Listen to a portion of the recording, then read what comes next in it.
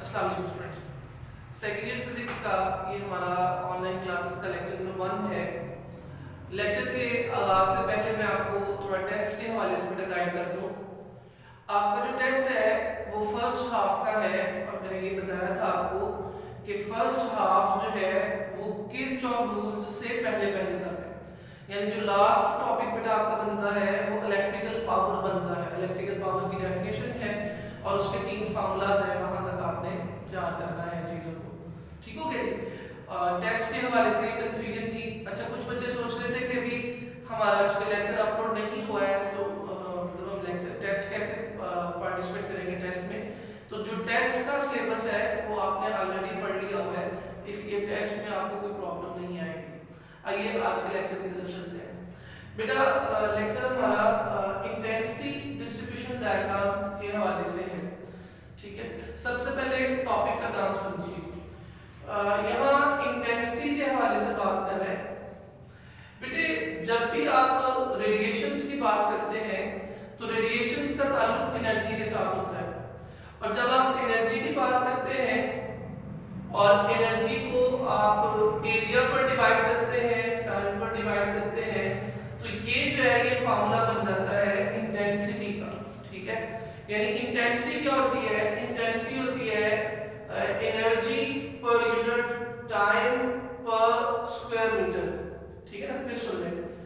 Energy को आपने divide कर दिया है एरिया और टाइम पर, तो ये जो टर्म नई टर्म जो आपके पास बनेगी इसको कहा जाता है इंटेंसिटी। ठीक है, उसके बाद है डिस्ट्रीब्यूशन डायग्राम। यहां डायग्राम का वर्ड क्यों आया है? क्योंकि इस टॉपिक में हम एक ग्राफ के हवाले से डिस्कस करेंगे। ये ग्राफ मैंने ड्रॉ कर दिया है, ठीक है जी।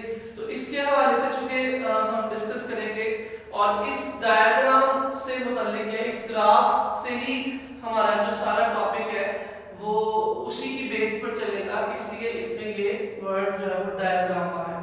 अच्छा, उसमें दरमियान में डिस्ट्रीब्यूशन है। बेटा डिस्ट्रीब्यूशन की टर्म यहाँ इसलिए है कि जो इंटेंसिटी है या जो एनर्जी है वो यूनिफॉर्मली डिस्ट्रीब्यूटेड नहीं है। ठीक है, मतलब वो एक जैसी नहीं रहती है, यानी वो डिस्ट्रीब्यूट हुई है, तकसीम हुई है। अगर आप यहाँ से डायग्राम से भी आइडिया लगाए तो आप देखिए शुरू में जो है वो इंटेंसिटी ज्यादा हो रही है, फिर एक मैक्सिमम वैल्यू तक जाती है, फिर जो है वो उसमें डिक्रीज आ जाता है। तो इसका मतलब है कि इंटेंसिटी जो है वो वेवलेंथ के साथ साथ जो है वो क्या होती है? डिवाइड होती है, डिस्ट्रीब्यूट होती है, चेंज होती है। ठीक है जी। तो ये हमने कुछ नाम का जो है वो अंदाजा लगा दिया कि हमारे टॉपिक का जो नेम है उससे क्या मुराद है। ठीक है, इंटेंसिटी डिस्ट्रीब्यूशन डायग्राम में जो सबसे पहला पॉइंट उसने बताया है, आइए वो पढ़ लेते हैं। Newman and mention measured energy with wavelength related at different temperatures. ठीक है, तो सबसे पहले आपने ये साइंटिस्ट के नाम जो है ना ये सब याद रखने हैं। ठीक है, दूसरी बात क्या है कि आपने इनका जो काम इन्होंने किया है उसको आपने याद रखना है। काम क्या है? इन्होंने मेजर किया है। बेटा मेजर किसको बोलते हैं? मेजर कहते हैं पैमाइश करने को। किस चीज की पैमाइश इन्होंने की है? इन्होंने पैमाइश की है एनर्जी की। ठीक है, अगेन जाहिर है कि जब आप एनर्जी की बात करेंगे तो जाहिर है इनडायरेक्टली आप जो है वो किसकी बात कर रहे हैं? इंटेंसिटी की बात कर रहे हैं। ठीक है, तो इन्होंने एनर्जी को मेजर किया है और एनर्जी को जो है वो किसके लिहाज से मेजर किया है? विद रिस्पेक्ट टू वेवलेंथ जो है वो मेजर किया है। ठीक है, यानी इन दोनों साइंटिस्ट की ये कंट्रीब्यूशन है कि इन्होंने जो रेडिएशंस हैं उनकी एनर्जी और वेवलेंथ के दरमियान रिलेशन को स्टडी किया है। ठीक है, अब चूंकि एनर्जी का ताल्लुक इंटेंसिटी के साथ है तो आप इस तरह से कह सकते हैं कि जो ये दोनों साइंटिस्ट हैं इन्होंने स्टडी किया है किसका रिलेशन जी? इस तरफ किसको रखेंगे? इंटेंसिटी को, और दूसरी तरफ किसको रखेंगे? वेवलेंथ ऑफ रेडिएशन को। और अगर आप ये डायग्राम भी देखें तो इसमें y एक्सिस पे जो है वो इंटेंसिटी है और x एक्सिस पे जो है वो वेवलेंथ है। क्लियर हो गया बेटा बात? तो ये पहला पॉइंट हमने क्लियर कर लिया कि इन दोनों साइंटिस्ट की जो कंट्रीब्यूशन है वो इन दोनों क्वांटिटीज का रिलेशन को स्टडी करना है। ठीक है, इन्होंने बेटा डिफरेंट एक्सपेरिमेंट्स जो है वो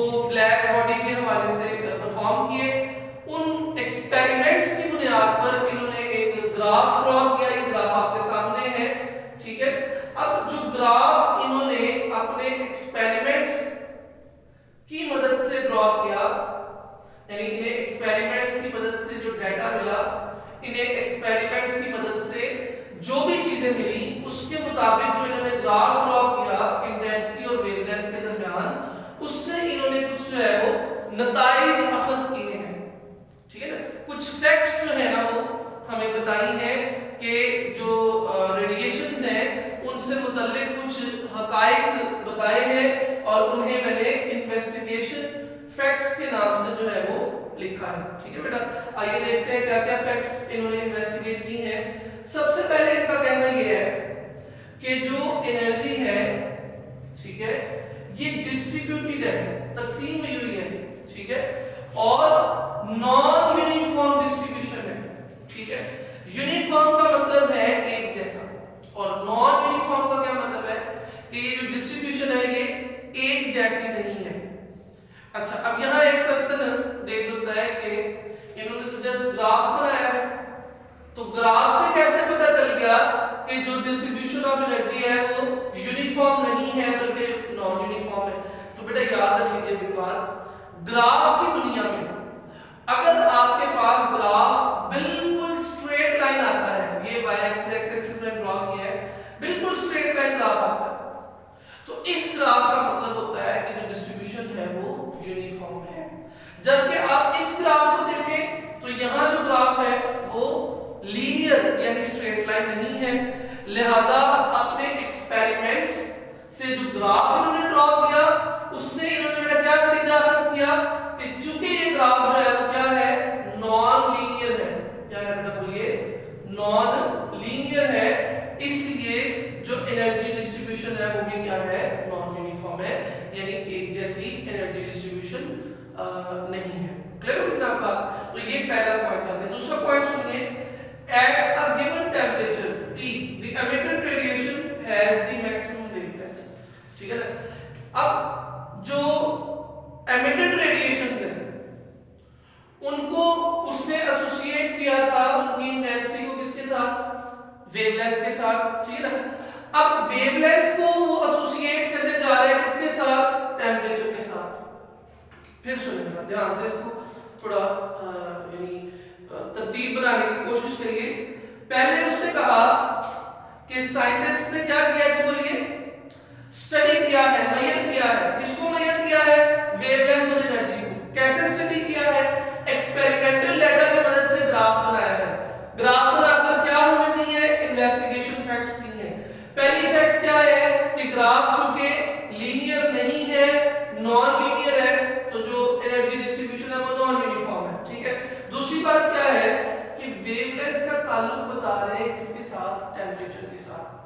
कि खास टेम्परेचर पर एक वक्त आता है जब रेडिएशन की जो वेवलेंथ है उसको वो क्या हो जाती है, मैक्सिमम हो जाती है, ज्यादा से ज्यादा हो जाती है। ठीक है जी, और बताया है कि अगर आप इन दोनों का प्रोडक्ट लें, प्रोडक्ट क्या होता है, अगर आप दो वैल्यूज को मल्टीप्लाई करें तो उनसे जो आंसर आता है उसको प्रोडक्ट कहते हैं। ठीक है ना, तो आपने प्रोडक्ट किस किस का लिया है, टी टेम्परेचर का और मैक्सिमम वेवलेंथ का, तो वो किसके बराबर आएगा जी, कांस्टेंट के बराबर आएगा।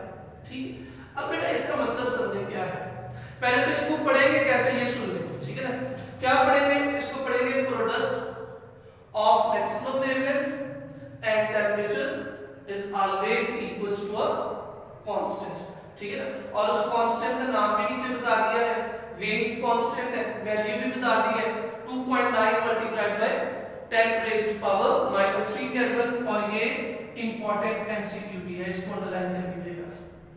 ठीक है जी, तो ये वेन्स कांस्टेंट है। ठीक है बेटे, अब इस इक्वेशन का मतलब क्या है ये सुनिए। इसका मतलब ये है कि अगर आप फर्ज करें कि टेम्परेचर जो है इस तरह मल्टीप्लाई हो रहा है, उस तरफ जाके जो है अगर आप डिवाइड करें तो इसका मतलब ये बनता है कि अगर आप टेम्परेचर को जो है वो ज्यादा करते हैं, ठीक है ना, टेम्परेचर को ज्यादा करते हैं तो जो वेवलेंथ है वो क्या हो जाएगी, कम हो जाएगी। ठीक है ना, देखा ना, ये अगर उस तरफ जाएगा तो डिवीजन में जाएगा। ठीक है ना, तो इनवर्स सॉर्ट ऑफ रिलेशन बनेगा इनका। ठीक है ना, इसका मतलब है कि अगर आप टेम्परेचर को ज्यादा करते हैं तो मैक्सिमम वेवलेंथ जो है वो कम होगी, और अगर आप क्या करते हैं जी, टेम्परेचर को कम करते हैं तो जो मैक्सिमम वेवलेंथ है वो क्या होगी, ज्यादा होगी। लेकिन ओवरऑल जो प्रोडक्ट है वो क्या रहेगा, कांस्टेंट रहेगा, वो तब्दील नहीं होगा। प्रोडक्ट का जो आंसर है वो सेम रहेगा। ठीक है, अच्छा बेटा आप देखिए, आपने दो मेन पॉइंट्स पढ़ लिए, याद हो गए आपको? ठीक है, पहला पॉइंट क्या है कि ग्राफ से हमें ये पता चल रहा है कि जो एनर्जी इंटेंसिटी ऑफ एनर्जी है वो नॉन यूनिफॉर्म डिस्ट्रीब्यूशन है। दूसरा क्या है कि जो प्रोडक्ट है किस किस का, टेम्परेचर का, और उस टेम्परेचर पर मैक्सिमम वेवलेंथ का वो क्या है, कांस्टेंट है। कांस्टेंट की वैल्यू हमने देख ली, और मैक्सिमम वेवलेंथ और टेम्परेचर का रिलेशन देख लिया कि इनका रिलेशन जो है वो क्या बनता है, जो बोले इनवर्सली प्रोपोर्शनल बनता है। ठीक है, यानी टेम्परेचर बढ़ेगा तो मैक्सिमम वेवलेंथ कम होगी, टेम्परेचर कम होगा तो मैक्सिमम वेवलेंथ ज्यादा होगी। ठीक है जी। अच्छा, अब तीसरी बात सुने। तीसरी बात है ट्रेंड ऑफ ग्राफ। आइए ग्राफ को देखते हैं। कहते हैं कि जब आप टेम्परेचर को बढ़ाते हैं तो टेम्परेचर को बढ़ाने से क्या होता है, बताएं, एनर्जी एमिशन क्या होती है, ज्यादा होती है। ठीक है, और उसके बाद क्या होता है कि जब आप वेवलेंथ, एक वक्त आता है जब वेवलेंथ क्या हो जाती है, मैक्सिमम हो जाती है। ये देखना तो जो है ये बढ़ा है, ठीक है, इंटेंसिटी बढ़ी है, वेवलेंथ बढ़ी, इंटेंसिटी बढ़ी है, यहां तक आप पहुंचेंगे मैक्सिमम आ गई। इससे पहले वेवलेंथ भी बढ़ी थी, इंटेंसिटी भी बढ़ी, ठीक है जी। यहां पे क्या हो गई, मैक्सिमम हो गई। अच्छा, उसके बाद क्या होता है, मैक्सिमम के बाद क्या होता है, जब आप मजीद वेवलेंथ को बढ़ाते हैं तो इंटेंसिटी जो है वो क्या हो जाती है, एनर्जी एमिशन जो है वो क्या होना शुरू हो जाती है, कम होना शुरू हो जाती है। ठीक है ना, बात समझ है? शुरू में क्या होता है, वेवलेंथ के बढ़ने के साथ साथ इंटेंसिटी भी जो है वो क्या होती है, बोले बढ़ी होती है। ठीक है, फिर वो इंटेंसिटी कहां पहुंचती है, अपनी मैक्सिमम वैल्यू पर। ठीक है, उसके बाद क्या होता है, जब आप मजीद वेवलेंथ को बढ़ाते हैं तो क्या होता है, ये वाला हिस्सा क्या होता है कि इंटेंसिटी जो है वो क्या करना शुरू कर देती है, डिक्रीज करना शुरू कर देती है। तो ये आपने ग्राफ की अंडरस्टैंडिंग दी है। क्या ग्राफ की अंडरस्टैंडिंग है, initially with the increase of wavelength the intensity of emitted radiation is also increased, right, until unless you reach a maximum wavelength, फिर आप maximum wavelength तक पहुंच जाते हैं। and after that, और उसके बाद क्या होता है, when we increase the wavelength, जब wavelength बढ़ती है, the intensity of radiations emitted वो क्या करती है, decrease कर देती है। क्लियर? तो ये थर्ड जो इन्वेस्टिगेशन का फैक्ट है वो क्या हमें बता रहा है, ट्रेंड ऑफ ग्राफ बता रहा है, यानी हमें ग्राफ का रुझान बता रहा है। नीचे वाला ग्राफ देख रहा है वो भी इसी तरह का है।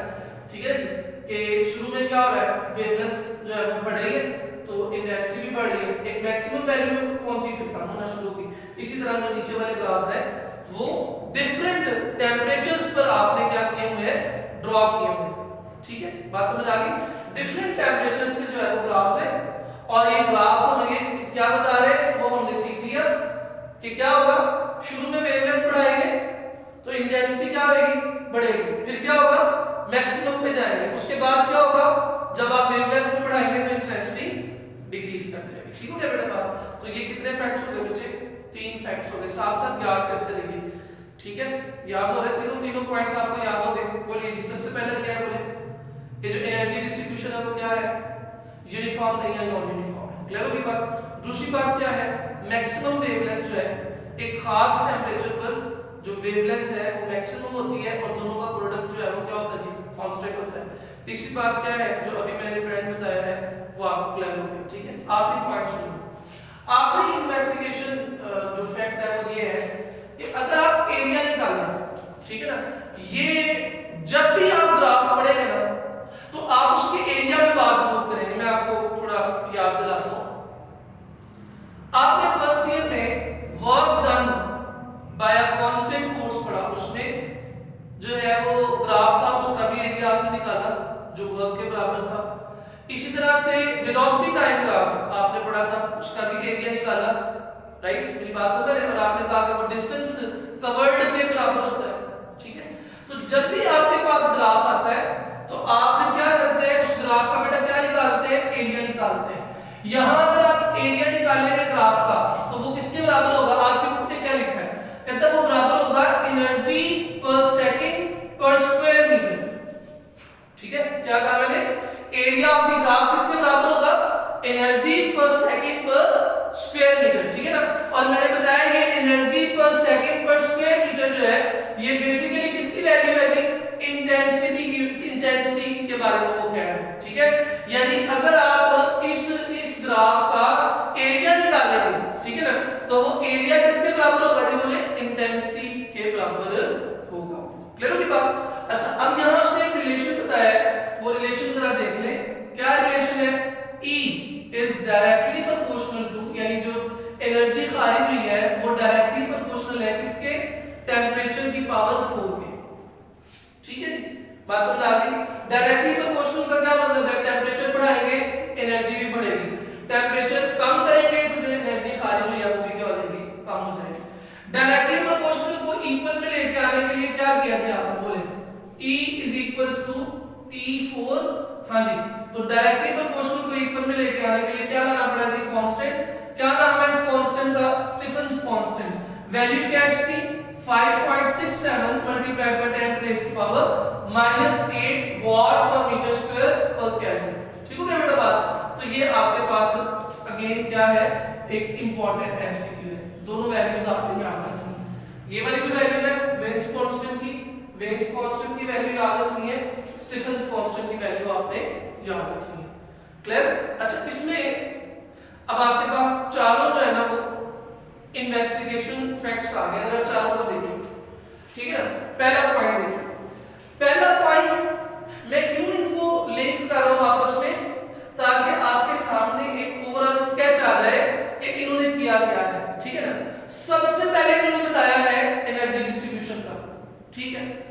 फिर इन्होंने बताया है वेवलेंथ और टेम्परेचर का कि इनका प्रोडक्ट कांस्टेंट रहता है। फिर इन्होंने बताया है कि ग्राफ का ट्रेंड क्या है, और लास्ट पर आकर इन्होंने बताया है कि जो एरिया है वो इंटेंसिटी के बराबर है, और टेम्परेचर और एरिया जो है वो एक दूसरे के डायरेक्टली प्रोपोर्शनल है। E is directly proportional to T4। बेटा ये वाला जो इक्वेशन है कि ये दोनों एक दूसरे के डायरेक्टली प्रोपोर्शनल होते हैं, E is directly proportional to T4, इसको जो है आपकी बुक ने लॉ का नाम दिया है, वो आप लॉ अंडरलाइन कर लीजिएगा। इसे कहा जाता है स्टीफन बोल्ट्जमैन लॉ, ठीक है ना। ये आपको याद रखना है। अगर आपसे कहा जाता है अलहदा शॉर्ट क्वेश्चन में कि स्टेट स्टीफन बोल्ट्जमैन लॉ, तो दैट मींस आपने ये लिखना है। क्या लिखेंगे आप, द एनर्जी, क्या जी, the energy emitted by the radiations is directly proportional to temperature raised to the power 4 in Kelvin. Temperature raised to the power 4 और यूनिट क्या लेते हैं, in Kelvin, ठीक है। तो ये एनर्जी जो खारिज हुई है और टेम्परेचर की पावर 4 जो है केल्विन में एक दूसरे के डायरेक्टली प्रोपोर्शनल होता है। इसे स्टीफन बोल्ट्जमैन लॉ भी कहा जाता है। क्लियर होगी बेटा बात। लेक्चर हमने अपना मुकम्मल कर लिया है, ठीक है। आप इसको जो है वो लॉन्ग क्वेश्चन के तौर पर मार्क करेंगे। हेडिंग्स जो है वो यही लगाएंगे जो मैंने लगाई है, ठीक है जी। सबसे पहले आप इसका इंट्रोडक्शन में ये लिखेंगे, ये इस हेडिंग के साथ इंट्रोडक्शन लिखेंगे, ग्राफ ड्रॉ करेंगे, इन्वेस्टिगेशन फैक्ट्स बताएंगे, कांस्टेंट्स की वैल्यू को जो है कोशिश करिएगा कि आप क्या कर दें, हाईलाइट कर दें, ठीक है बेटा। ये हमारा आज का लेक्चर था। कोई भी आपको अगर क्वेश्चन पूछना है तो आप जो है वो व्हाट्सएप का जो आपको मैसेज आता है उसमें जाकर इनबॉक्स कर सकते हैं। इंशाल्लाह मैं उसको देखूंगा तो आपको रिप्लाई कर दूंगा। नेक्स्ट लेक्चर तक के लिए अल्लाह हाफ़िज़।